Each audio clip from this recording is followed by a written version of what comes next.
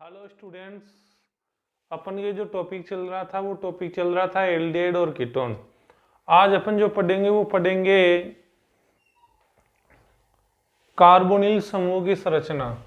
अपन का जो आज का टॉपिक है वो कार्बोनिल समूह की संरचना। कार्बोनिल समूह की संरचना, समूह की संरचना। अपन का टॉपिक ये है कार्बोनिल समूह की संरचना। अब देखो कार्बोनिल समूह की जो संरचना होती है वो संरचना कैसे होती है वो आपको समझना है। तो देखो कार्बोनिल समूह इस तरीके से होता है, C डबल बॉन्ड O, इस तरीके से ये कार्बोनिल समूह है। ये जो समूह है ये कौन सा समूह है? कार्बोनिल समूह है। अब इसकी संरचना के बारे में कम से कम अपन को 3 पॉइंट लिखने हैं, कम से कम 3 पॉइंट लिखने। अब 3 पॉइंट देखो कौन कौन से बनेंगे। सबसे पहला पॉइंट है कि इसमें 3 चीज अपन को बतानी है। एक तो इसमें अपन को बताना है बंद कोण, एक तो अपन को पॉइंट बताना है बंद कोण की इसमें बंद कोण कितने डिग्री का होता है, ठीक है। और एक दूसरा जो पॉइंट बताना है अपन को ये बताना है कि जो ये आकृति है ये आकृति किस तरीके की है, मतलब रेखीय होगी, त्रिकोणीय होगी, चतुष्फलकीय होगी, पिरामिडी होगी, कैसे होगी। एक तीसरा पॉइंट ये बताना है कि इसकी जो प्रकृति होती है वो प्रकृति कौन सी होती है। कार्बोनिल समूह है, इसकी जो प्रकृति होती है वो प्रकृति कौन सी होती है, ठीक है। एक अपन को ये पॉइंट बताना है कि इसमें बंदों के प्रकार, मतलब कितने सिग्मा बंद है और कितने पाई बंद है, आपको ये बताना है, ठीक है। तो इसमें इस तरीके से अपन को पॉइंट बताना है कि मतलब, और एक पॉइंट और है कि इसमें जो कार्बन की जो संकरण अवस्था है वो संकरण अवस्था कौन सी होगी। तो अपन को इस कार्बोनिल समूह की जो संरचना है इस संरचना में अपन को ये पॉइंट बताने हैं। एक तो बंद कोण के बारे में बताना है, आकृति के बारे में बताना है, प्रकृति के बारे में बताना है, बंद के बारे में बताना है और संकरण के बारे में बताना है। तो देखो इन पॉइंटों के बारे में अपन को बताना है। तो सबसे पहले अपन बात करते हैं बंद कोण की। तो देखो बंद कोण कितने डिग्री का होगा। देखो ये जो टोटल बंद कोण होता है ऐसे ये 360 का, मतलब 360 डिग्री का होता है। ये जो बंद कोण होता है ना हमेशा इस तरीके से पूरा ये 360 डिग्री का होता है। तो ये इतना था जो बंद कोण होगा वो कितने का होगा? 120 डिग्री का। ये इधर वाला भी कितने डिग्री का होगा? 120 का। और ये इधर वाला भी कितना होगा? 120 का। अब इन सभी को आप मिलाओगे तो ये टोटल बंद कोण होगा वो कितने डिग्री का होगा? 360 डिग्री का। तो ये बताओ कि इसमें जो इतना था बंद कोण है ये वाला बंद कोण या इतना था जो बंद कोण है वो कितने डिग्री का होगा? 120 का। तो इसमें बंद कोण की बात करते हैं तो बताओ कि बंद कोण कितने डिग्री का होता है? 120 डिग्री का होता है। बंद कोण जो होता है वो कितने डिग्री का होता है? 120 डिग्री का।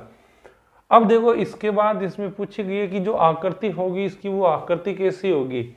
अब देखो आकृति कैसी होगी, इसमें कितने कोण बन रहे? 1 कोण, 2 कोण, 3 कोण। इसमें 3 कोण बन रहे तो इसकी जो आकृति होगी वो आकृति होगी त्रिकोणीय समतलीय। इसकी जो आकृति होगी वो आकृति कौन सी होगी? त्रिकोणीय समतलीय। इसकी आकृति हो जाएगी त्रिकोणीय समतलीय। तो देखो ये आकृति होगी त्रिकोणीय समतलीय। तो इसमें बंद कोण तो कितने डिग्री का हो जाएगा? 120 डिग्री का। इसके बाद इसमें जो आकृति होगी वो कौन सी हो जाएगी? त्रिकोणीय समतलीय। कैसे? क्योंकि इसमें कितने कोण बन रहे? 3 कोण बन रहे। और ये देखो एक VSPR थ्योरी में आपका पढ़ा हुआ होगा कि इस तरीके से जो आकृति होती है इस आकृति को बोलते हैं त्रिकोणीय समतलीय आकृति। इस तरीके की जो आकृति होती है इस आकृति को क्या बोलते हैं? त्रिकोणीय समतलीय आकृति। तो ये जो आकृति होगी वो त्रिकोणीय समतलीय बन जाएगी। अब देखो जो प्रकृति की बात करते हैं तो प्रकृति के बारे में कैसे बताओगे? प्रकृति की बात करते हैं तो देखो प्रकृति 2 प्रकार से होती है। प्रकृति के बारे में अपन को बताना है। तो प्रकृति देखो 2 प्रकार से होती है। एक तो कौन सी होती है? ध्रुवीय प्रकृति। एक तो होती है ध्रुवीय प्रकृति और एक होती है अध्रुवीय प्रकृति। एक तो होती है ध्रुवीय प्रकृति और एक कौन सी होती है? अध्रुवीय प्रकृति। अपन को ये बताना है। तो प्रकृति के बारे में बताना है कि इसकी प्रकृति ध्रुवीय होगी या अध्रुवीय होगी। तो हमेशा आपको क्या ध्यान रखना है कि जैसे मान लो कि कोई असम्मान हो, कोई क्या हो, असम्मान हो, असम्मान परमाणु हो, असम्मान परमाणु, और एक होते हैं सम्मान परमाणु। जब मान लो कि असम्मान परमाणु हो तो वहां जो प्रकृति होगी वो हमेशा कौन सी होगी, ध्रुवीय। और जहां सम्मान होंगे वहां कौन सी प्रकृति होगी, अध्रुवीय। तो देखो समझना किस तरीके से, जैसे मान लो कि मैं लिखा HCl, अब इन दोनों में देखो दो परमाणु है लेकिन दोनों के दोनों अलग है, दोनों के दोनों क्या है, अलग अलग है। तो ऐसे असमान परमाणु हो तो उनकी जो प्रकृति होती है वो प्रकृति कौन सी होती है, ध्रुवीय। तो ये बताओ कि HCl कौन सी प्रकृति का होगा, ध्रुवीय। अपन बात करते हैं जैसे मान लो HBr, इसमें भी देखो दो परमाणु है लेकिन दोनों के दोनों अलग अलग है, समान नहीं है, तो इसकी प्रकृति कौन सी होगी, ध्रुवीय। अपन जैसे बात करते हैं CO2, अब देखो इसमें कार्बन है और ये ऑक्सीजन है, ये असमान परमाणु है, तो इसकी प्रकृति भी कौन सी होगी, अध्रुवीय होगी। तो आपको ये ध्यान रखना है कि जो असमान होते हैं उनकी प्रकृति कौन सी होती है, ध्रुवीय। एक होता है अध्रुवीय, तो जो समान हो, जैसे एग्जाम्पल में लिखा H और H, ये दोनों समान परमाणु है। अब इनमें आवेश नहीं बन सकता, प्लस माइनस नहीं बन सकता, क्योंकि दोनों की इलेक्ट्रोनेगेटिविटी, विद्युत ऋणात्मकता समान है और इनमें विद्युत ऋणात्मकता अलग अलग होती है। तो ये समान है तो ये अध्रुवीय प्रकृति का होगा। और जैसे मैं एग्जाम्पल लिखा ClCl, तो ये बताओ कि ClCl दोनों समान है तो ये भी कौन सा होगा, अध्रुवीय। तो देखो प्रकृति की बात कर रहे हैं तो बताओ कि प्रकृति कौन सी हो जाएगी, प्रकृति हो जाएगी, देखो इसमें दोनों के दोनों, ये कार्बन और ये ऑक्सीजन दोनों असमान परमाणु है, दोनों की विद्युत ऋणता में अंतर होगा। और जब कोई असमान परमाणु हो या विद्युत ऋणता में अंतर हो तो उनकी प्रकृति हमेशा कौन सी होती है, ध्रुवीय। उनकी जो प्रकृति होती है वो हमेशा कौन सी होती है, ध्रुवीय। तो ये पॉइंट समझ में आया होगा कि इसकी प्रकृति ध्रुवीय क्यों हो गई, क्योंकि जब कोई असमान परमाणु हो तो उनकी जो प्रकृति आती है वो ध्रुवीय आती है, और जो समान होते हैं उनकी प्रकृति अध्रुवीय आती है। अब देखो बंधों के प्रकार, अपन को बंध के प्रकार के बारे में समझना है कि बंधों के प्रकार किस तरीके से होते हैं। तो देखो बंधों के प्रकार में क्या है कि एक पॉइंट होता है, देखो कि 3 प्रकार के बंध होते हैं, 3 प्रकार के बंध होते हैं। 3 प्रकार के बंध कैसे होते हैं, देखो समझना, 3 प्रकार के बंध कैसे होंगे। एक तो होता है एकल बंध, एक होता है द्विबंध और एक होता है ट्रिपल बंध। एक तो होता है एकल बंध और एक होता है डबल बॉन्ड, एक होता है ट्रिपल बॉन्ड। एकल बंध होता है, डबल बॉन्ड होता है और एक कौन सा होता है, ट्रिपल बॉन्ड। ठीक है, हमेशा जो एकल बॉन्ड होता है इसको बोलते हैं सिग्मा बॉन्ड, जो एकल बॉन्ड होता है इसको कौन सा बॉन्ड बोलते हैं, सिग्मा बॉन्ड। और जो डबल बॉन्ड होता है, इस डबल बॉन्ड वाले में हमेशा नीचे वाला सिग्मा रहता है और ऊपर वाला पाई। जो ये डबल बॉन्ड है, इस डबल बॉन्ड में हमेशा नीचे वाला तो होगा सिग्मा और ऊपर वाला होगा पाई। और जो ट्रिपल बॉन्ड होता है, इस ट्रिपल बॉन्ड में हमेशा नीचे वाला तो क्या होता है, सिग्मा, और ऊपर वाले दोनों पाई। ये इस तरीके से होते हैं। तो अब इनमें बंधों के बारे में बात करें कि बंध किस तरीके से होंगे। तो अब आप ये एक चीज बताओ कि ये एकल बंध है, एकल बंध होने के कारण कौन सा बंध होगा, सिग्मा। देखो हमेशा एकल बंध होता है वो कौन सा होता है, सिग्मा। तो ये एकल बंध है इसलिए कौन सा बंध है, सिग्मा। और ये भी एकल बंध है इसलिए कौन सा है, सिग्मा। अब देखो जो डबल बॉन्ड होता है, इस डबल बॉन्ड में नीचे वाला तो सिग्मा और ऊपर वाला क्या होता है, पाई। तो इन दोनों में नीचे वाला तो कौन सा बॉन्ड होगा, सिग्मा, और जो ऊपर वाला बंध होगा ये कौन सा बंध होगा, पाई बंध होगा। तो इसमें टोटल देखो सिग्मा सिग्मा सिग्मा और 1 पाई। तो इसमें जो बंध की बात करें तो इसमें 3 सिग्मा व 1 पाई, 3 सिग्मा व 1 पाई बंध होता है। 3 सिग्मा बंध होते हैं और एक कौन सा होता है, पाई बंध होता है। अब उसके बाद देखो अपन संकरण की बात करें कि इसमें कौन सा संकरण होगा। तो देखो संकरण के लिए पॉइंट कौन से हैं वो आपको समझना है। इसमें संकरण कौन सा होगा, संकरण समझना। संकरण के लिए देखो क्या है कि 3 प्रकार के बंध होते हैं। एक तो एकल बंध, एक होता है डबल बॉन्ड और एक होता है ट्रिपल बॉन्ड। ये 3 प्रकार के बंध होते हैं। अपन को संकरण के बारे में बताना है कि इसमें संकरण कौन सा होगा। तो ऐसे 3 प्रकार के बंध होते हैं, एक तो एकल बंध होता है, एक द्विबंध होता है और एक ट्रिपल बंध। हमेशा क्या है कि जो एकल बंध होता है ना, जहां एकल बंध होता है वहां sp3 संकरण होता है। जहां एकल बंध होता है वहां कौन सा संकरण होता है, sp3 संकरण होता है। और जहां डबल बॉन्ड होता है वहां कौन सा संकरण होता है, sp2। जहां डबल बॉन्ड होता है वहां कौन सा होता है, sp2। और जहां ट्रिपल बॉन्ड होता है वहां कौन सा संकरण होता है, sp। तो ये इस तरीके से संकरण होते हैं कि जहां सिंगल बॉन्ड होता है वहां sp3 संकरण, जहां डबल बॉन्ड होता है वहां sp2 संकरण, जहां ट्रिपल बॉन्ड होता है वहां sp संकरण।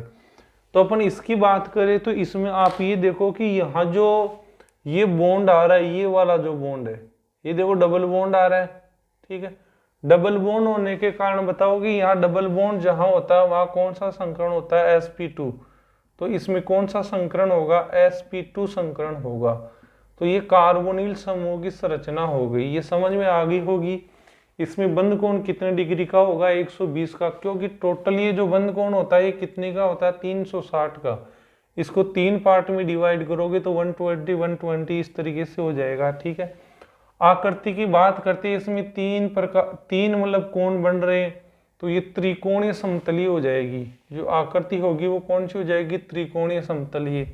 प्रकृति की बात करते हैं तो प्रकृति में क्या होते हैं कि जब कोई असमान होते हैं तो वो हमेशा कौन सी प्रकृति के होते हैं, ध्रुवीय।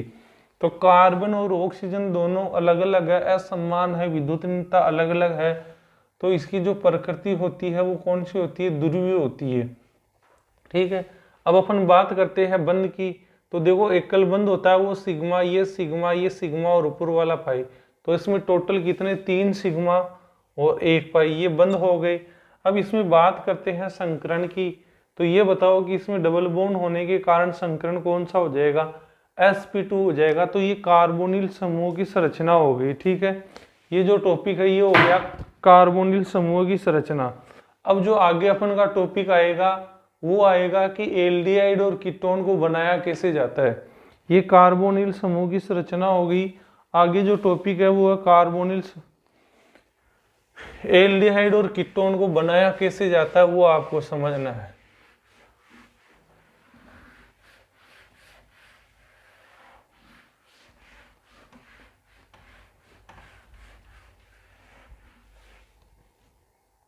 देखो टॉपिक का जो नाम है वो है एल्डिहाइड व कीटोन को बनाने की विधियां, व कीटोन को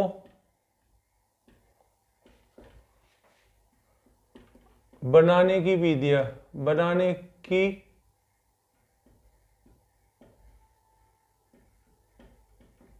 विधियां, एल्डिहाइड और कीटोन को बनाने की विधियां ये पढ़ेंगे अपन,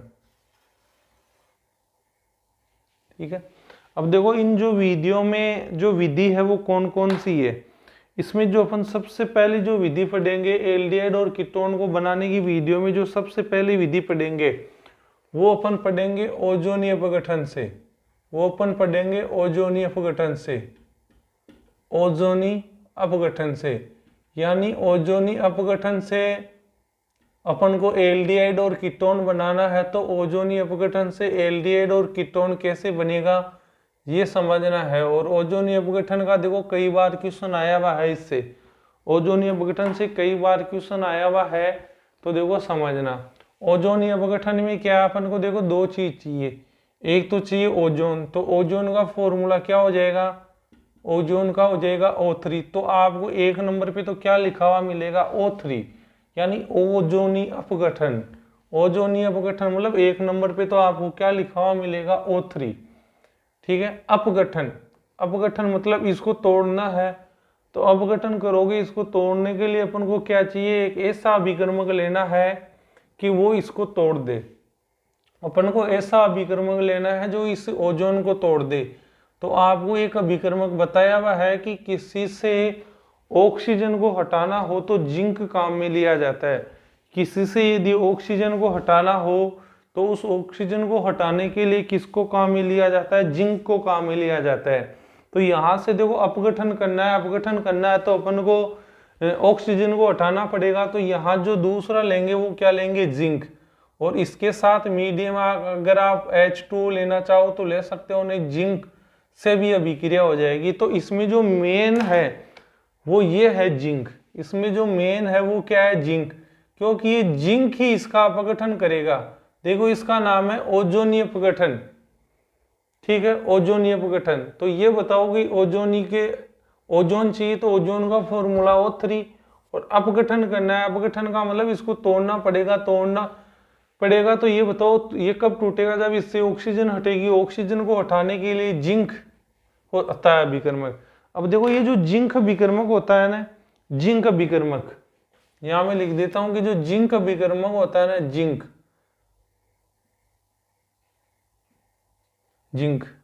जिंक को देखो यशदराज भी बोला जाता है।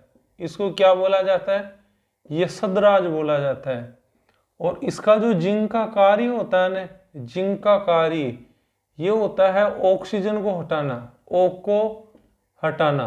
यानी किसी से ऑक्सीजन को हटाना हो तो किसका प्रयोग किया जाता है, जिंक का प्रयोग किया जाता है। जैसे मैं एक एग्जाम्पल बताऊं आपको, किसी से यदि ऑक्सीजन को हटाना हो तो किसका प्रयोग किया जाता है, जिंक का। जैसे एक एग्जाम्पल समझना, एक देखो एग्जाम्पल दिया हुआ कि फिनोल, ये फिनोल है, देखो OH और ये बेंजीन, ये जो है ये फिनोल है, ये लो फिनोल। अब आपको इस तरीके से ये अभिक्रिया लिखी हुई मिलेगी, ऐसे कि यहाँ जिंक लिखा हुआ मिले। अब इस अभिक्रिया को पूर्ण करो कि यहाँ जो उत्पाद बनेगा वो उत्पाद कौन सा बनेगा, यहाँ जो उत्पाद बनेगा वो उत्पाद कौन सा बनेगा। एक चीज ये बताओ कि इस जिंक का कार्य क्या होता है, जिंक का कार्य क्या होता है, ऑक्सीजन को उठाना। तो इसमें से ऑक्सीजन हट जाएगा, इसमें से ऑक्सीजन हट जाएगा, तो बताओ क्या बच जाएगा, H, और ये इस तरीके से स्ट्रक्चर बच जाएगी। और इससे क्या हट जाएगा, ऑक्सीजन प्लस ZNO, यानी इस ऑक्सीजन को जिंक हटा देगा। ये जो बना है ये क्या बना है, बेंजीन, ये क्या बना है, बेंजीन। और ये एग्जाम में आया हुआ क्वेश्चन भी है कि फिनोल को बेंजीन में किससे बदला जाता है, फिनोल को बेंजीन में कैसे बदला जाता है, किससे बदला जाता है। तो फिनोल को यदि बेंजीन में बदलना हो तो उससे अपन को ऑक्सीजन हटानी पड़ेगी, और ऑक्सीजन हटानी पड़ेगी तो अपन को क्या लेना पड़ेगा, जिंक, ठीक है ना। तो फिनोल को बेंजीन में बदलने के लिए किसका प्रयोग किया जाता है, जिंक का प्रयोग किया जाता है। तो देखो जो जिंक का कार्य होता है वो होता है ऑक्सीजन को हटाना। तो देखो इस अभिक्रिया में ऑक्सीजन हटेगा तो इसका अपघटन हो जाएगा, इसलिए जो यहाँ मेन वरक है वो जिंक का है, ठीक है ना। तो ये इस अभिक्रिया की पहचान हो गई, ओजोनीय अभिक्रिया की पहचान ये हो गई कि इस तरीके से ये मिलेगी। ओजोनीय अपघटन अभिक्रिया की पहचान ये हो गई कि इसमें इस तरीके से आपको लिखा हुआ मिलेगा, 1 नंबर पे ओजोन और 2 नंबर पे जिंक इसका अपघटन करने के लिए। अब देखो जो इसका क्वेश्चन आएगा वो एग्जाम में क्वेश्चन कैसे आएगा, या फिर एल्डिहाइड और कीटोन कैसे बनेगा, ये आपको समझना है। CH3 CH double bond CH और CH3। एग्जाम में क्या है कि ये ऐसे आपको लिखा हुआ मिलेगा, यहाँ 1 नंबर पे आपको लिखा हुआ मिलेगा O3, और 2 नंबर पे आपको लिखा हुआ मिलेगा Zn और H2। जिंक के साथ ये भी मिलेगा एज ए मीडियम। अब इसका मेन उत्पाद आपको लिखना है कि इसका मेन उत्पाद क्या बनेगा। अब देखो इस जो ये जिंक है, इस जिंक का जो वर्क है, इस जिंक का वर्क क्या होता है, ऑक्सीजन को उठाना। देखो ये लिखा हुआ ऑक्सीजन, यहाँ कितनी ऑक्सीजन है, 3 में से 1 ऑक्सीजन को ये जिंक हटा देगा। 1 ऑक्सीजन को कौन हटा देगा, ये जिंक हटा देगा, वो ऑक्सीजन यहाँ मिल जाएगी। तो ये H2O से बन जाएगा H2O2, ये बन जाएगा H2O2। तो इस जो जिंक है, इस जिंक का वर्क क्या होता है, ऑक्सीजन को उठाना। तो ये बताओ कि यहाँ 3 ऑक्सीजन थी, तो 3 में से 1 ऑक्सीजन जिंक के पास चली गई, तो कितनी ऑक्सीजन बच गई, 2। तो 1 ऑक्सीजन यहाँ जुड़ जाएगी, 1 ऑक्सीजन यहाँ जुड़ जाएगी। ये जो डबल बॉन्ड दिया हुआ है, इस डबल बॉन्ड के दोनों साइड, यानी एक तो इस साइड आएगी और एक इस साइड आएगी। तो आपको क्या करना है कि यहाँ से इस बॉन्ड को तोड़ना है। अब ये बॉन्ड यहाँ से टूट जाएगा। ये समझ में आया होगा कि कैसे आई, क्योंकि O3 3 ऑक्सीजन थी, इसमें से 1 ऑक्सीजन को जिंक हटा दिया तो 2 ऑक्सीजन बच गई, और 2 ऑक्सीजन में 1 ऑक्सीजन यहाँ आ गई और 1 ऑक्सीजन यहाँ आ गई, ये बीच में से बॉन्ड टूटा। तो बताओ कि इस तरफ क्या बनेगा, CH3 CHO। इस तरफ क्या बना CH3CHO, CH3CHO, और इस तरफ क्या बना CH3CHO। कितने मोल बन गए? 2 मोल। इसका नाम क्या होगा? एसिटेल्डिहाइड। इसका नाम क्या होगा? एसिटेल्डिहाइड। अब आप देखो लास्ट में एल्डिहाइड आ रहा है तो ये एल्डिहाइड बन गया, ठीक है ना। तो अपन यही तो पढ़ रहे हैं कि एल्डिहाइड और कीटोन को बनाने की विधियां, एल्डिहाइड और कीटोन को बनाने की विधियां। तो ये अपन के पास क्या बन गया? एल्डिहाइड बन गया। और कौन सा एल्डिहाइड बन गया? एसिटेल्डिहाइड, ठीक है। अब वो कीटोन बनेगा, एल्डिहाइड बनेगा, वो आपको रिएक्टेंट कौन सा दिया हुआ है, क्रिया कारक कौन सा दिया हुआ है, वो पूरा इस पे डिपेंड होगा। वो पूरा है वो किस पे डिपेंड होगा? क्रिया कारक रिएक्टेंट पे डिपेंड होगा। तो ये इस तरीके से अभिक्रिया होगी। अब जैसे मान लो कि मैं एक और अभिक्रिया लिखूं, CH3 CH डबल बॉन्ड, और यहां में लिखा CH2, और यहां आपको ये लिखा हुआ मिल गया O3, और ये जिंक, और ये H2O। इसमें जो मेन वर्क होगा वो किसका होगा? जिंक का, ये वाला। यहाँ कितनी ऑक्सीजन है? 3। यहाँ से एक ऑक्सीजन को हटा दो, कितनी बच गई? 2। एक यहाँ लिखनी है, एक यहाँ लिखनी है, डबल बॉन्ड की इस तरफ। यहाँ से इस बॉन्ड को तोड़ दो। तो अब इस बॉन्ड को तोड़ने के बाद देखो इस तरफ क्या बचा? CH3CHO। इस तरफ क्या बचा? CH3CHO, CH3CHO। और इस तरफ जो बचा है वो क्या बचा है? CH2O। ये क्या बचा है? CH2। ये जो इधर बना है ये क्या बना है? Acetaldehyde, acetaldehyde. और ये जो बना है सेकंड वाला, ये बन गया आपके फॉर्मेल्डिहाइड। ये क्या बन गया? फॉर्मेल्डिहाइड। तो एक तो बन गया एसिटेल्डिहाइड और एक क्या बन गया? फॉर्मेल्डिहाइड, ठीक है। तो देखो एल्डिहाइड बन रहे हैं। तो देखो ये जो एल्डिहाइड और कीटोन को बनाने के लिए जो सबसे पहली विधि है वो कौन सी है? ओजोनीय अपघटन विधि। इसकी पहचान क्या होती है? 1 नंबर पे तो आपको क्या लिखा हुआ मिलेगा? O3, और 2 नंबर पे आपको क्या लिखा हुआ मिलेगा? जिंक लिखा हुआ मिलेगा। और फिर ये इस तरीके से अभिक्रिया हो जाएगी। अब देखो यहाँ उत्पाद क्या बनेगा, वो आपको क्रिया कारक कौन सा दिया हुआ है उस पर डिपेंड होगा कि क्रिया कारक कौन सा दिया हुआ। जैसे क्रिया कारक ऐसा दिया हुआ कि जिससे एल्डिहाइड बने तो एल्डिहाइड बनेगा, और अगर मान लो यहाँ क्रिया कारक कोई दूसरा दिया हुआ है तो फिर कोई दूसरा बनेगा। ये नहीं कि इसमें सेम उत्पाद बनेंगे, उत्पाद अलग अलग बनेंगे। वो आपको क्रिया कारक कौन सा दिया हुआ है, ठीक है। अब जैसे अपन बात करते हैं, एक दूसरा एग्जाम्पल लेते हैं।